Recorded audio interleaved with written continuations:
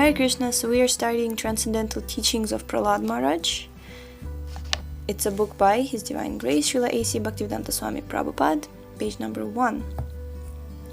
What follows is based on a series of talks Srila Prabhupada gave in 1968 on the Srimad Bhagavatam, Canto 7, Chapter 6. Chapter 1. The Dearmost Person. Today I shall speak to you of the history of a boy devotee named Prahlada Maharaj. He was born in a family that was stubbornly atheistic.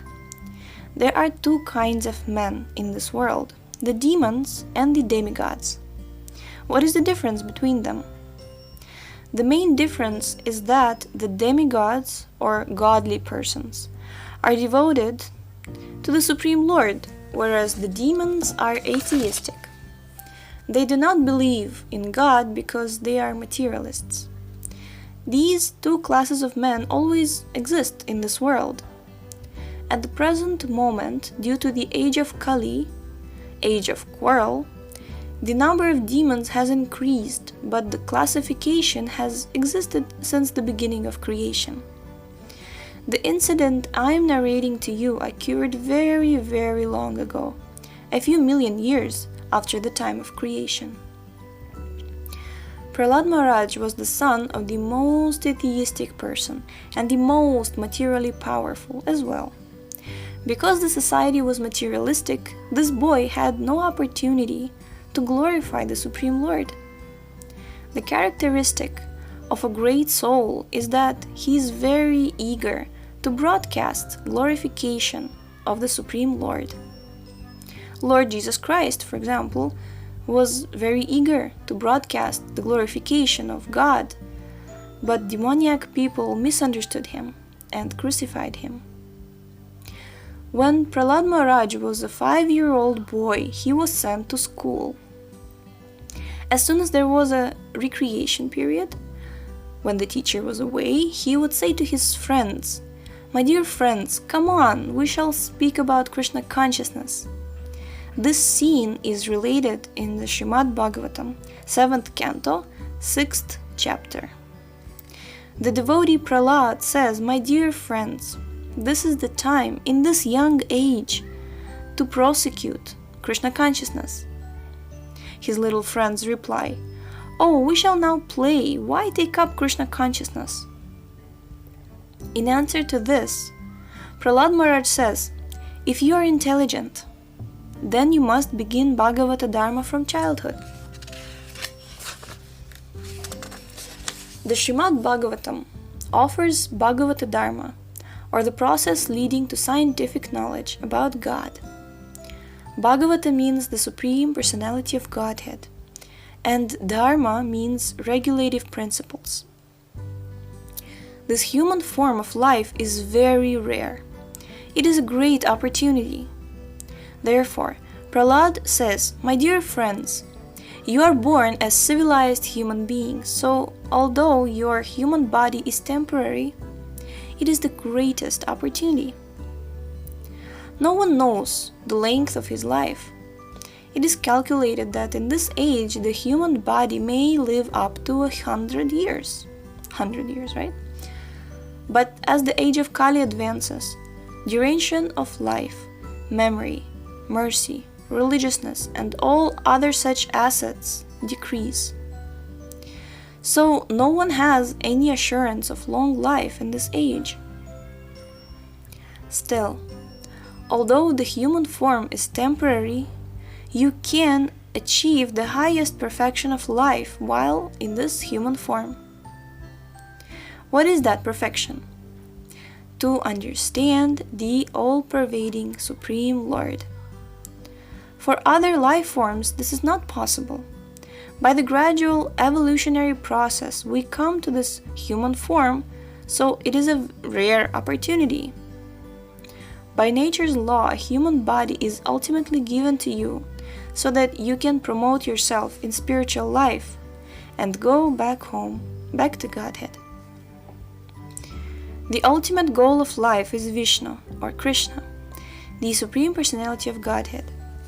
In a later verse, Prahlada Maharaj will say, "People in this material world who are enamored with the material energy do not know what the goal of human life is. Why? Because they have been enchanted by the Lord's glaring external energy. They have forgotten that life is an opportunity to understand the ultimate goal of perfection, Vishnu. Why should we be very anxious to know Vishnu or God? Prahlada Maharaj gives a reason. Vishnu is the dearmost person that we have forgotten. Wow. We all seek some dear friend. Everyone searches in this way. A man searches for dear friendship with a woman, and a woman searches for dear friendship with a man. Or else, a man searches out a man, and a woman searches out a woman. Everyone searches after some dear friend, some sweet friend. Why? We want the cooperation of a dear friend who will help us. This is part of the struggle for existence, and this is natural. But we do not know that our dearest friend is Vishnu, the Supreme Personality of Godhead. Those who have read the Bhagavad Gita will find this nice verse in the 5th chapter. Quote, "If you want peace, then you must understand perfectly that everything in this world and other worlds is the property of Krishna, and that he is the enjoyer of everything, and that he is the supreme friend of everyone." Unquote. Why perform austerity? Why perform religious rituals? Why give in charity? All these activities are meant for pleasing the Supreme Lord and nothing more. And when the Supreme Lord is pleased, you will get the result. Whether you want to gain higher material happiness or spiritual happiness, whether you want to live a better life on this planet or on other planets, whatever you want, you will get if you please the Supreme Lord. Therefore, he is the most sincere friend. Whatever you want from him, you can get. But the intelligent man does not want anything that is materially contaminated. In the Bhagavad Gita, Krishna says that by pious activities one can elevate oneself to the highest material platform, highest material planet, known as Brahmaloka, where the duration of life is millions and millions of years. You cannot figure out the duration of life there. Your arithmetic will be ineffective. The statement in the Bhagavad Gita is that the life of Brahma is so long, 4,320,000,000 of our years are only 12 hours to him.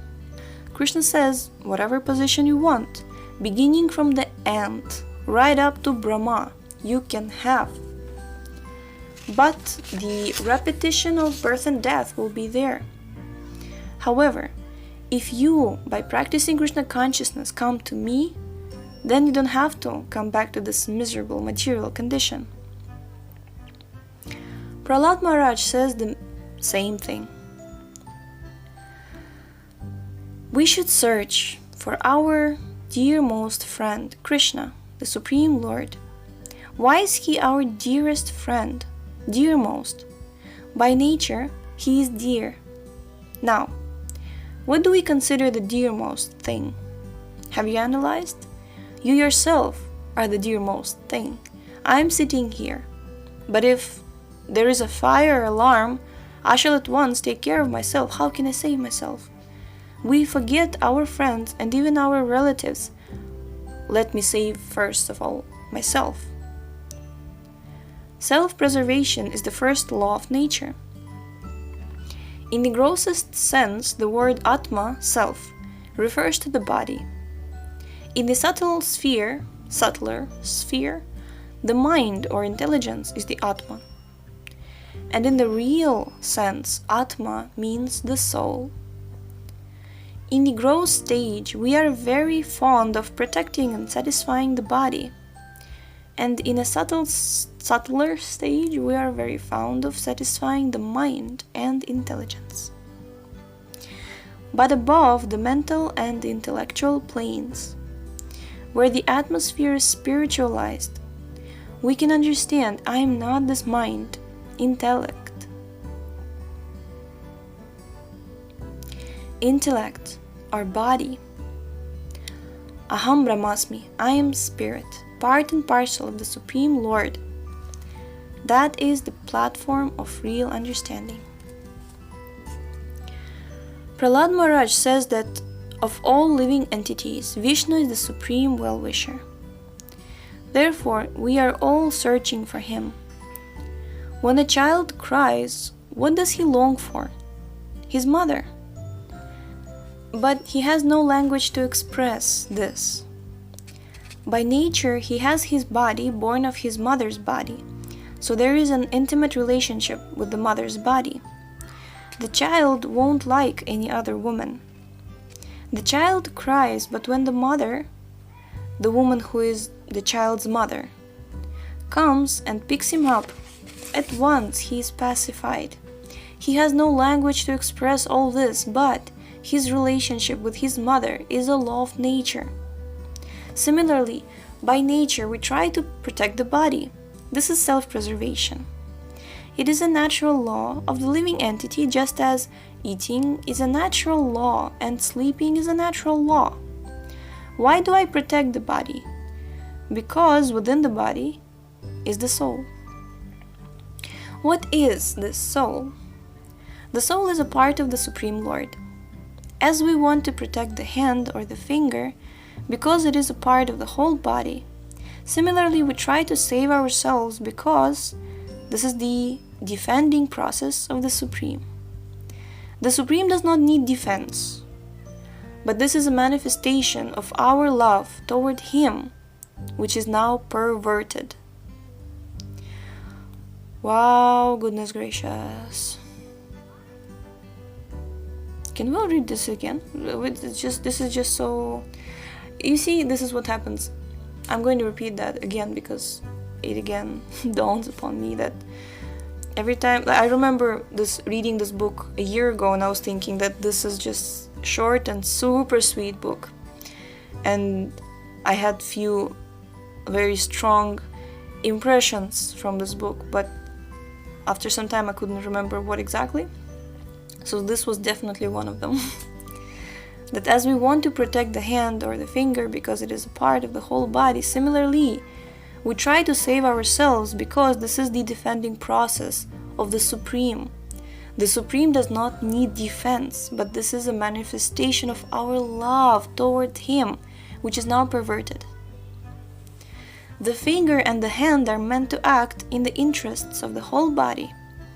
As soon as I want the hand to come here, it comes, and as soon as I want the finger to play on the drum, it plays. This is the natural position.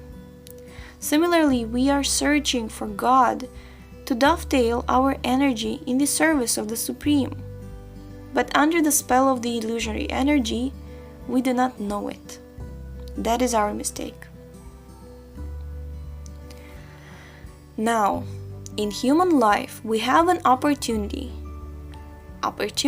to understand our actual position. Only because you are human beings have you all come here to learn about Krishna consciousness, about the real goal of your life. I cannot invite cats and dogs to sit down here. That is the difference between human beings and cats and dogs. A human being can understand the necessity of pursuing the real goal of life. But if he loses the opportunity, it is a great catastrophe. Prahlada Maharaj says, God is the dearmost personality of all. We have to search for God. Then what about the material necessities of life? Prahlada Maharaj replies, you are after sense gratification, but sense gratification is automatically achieved by contact with this body. This is unquote, okay. Because a hog has a certain type of body, his sense gratification comes from eating stool, the very thing that is most obnoxious to you. At once after evacuating, you leave to get free from the bad smell, but the hog is waiting. As soon as you evacuate, he will at once enjoy. So there are different types of sense gratification according to different types of body. Everyone who has a material body receives sense gratification. Don't think that the hogs eating stool are unhappy. No, they are getting fat in that way. They are very happy. Another example is the camel. The camel is very fond of thorny twigs. Why? Because when he eats thorny twigs, the twigs cut his tongue. Blood oozes out, and he tastes his own blood. Then he thinks, I am enjoying. That is sense gratification. Sex life is also like that.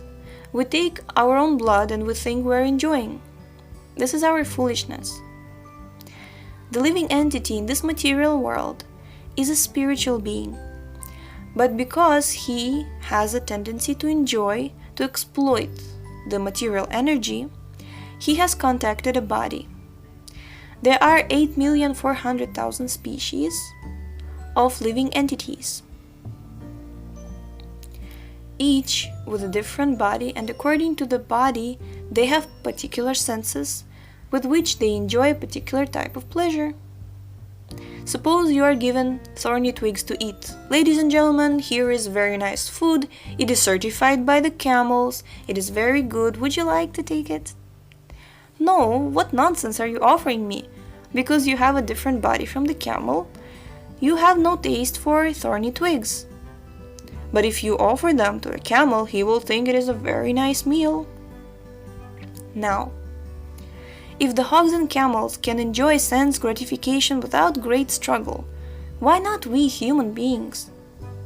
We can, but that is not our ultimate achievement. The facilities to enjoy sense gratification are offered by nature, whether one be a hog, a camel, or a human being. So why should you labor for facilities that you are destined to receive anyway by nature's law? In every form of life, the bodily demands are satisfied by the arrangements of nature. The gratification is arranged, just as there is an arrangement for distress. Do you like fever? No. Why does it come? I do not know. But it does come, does it not? Yes.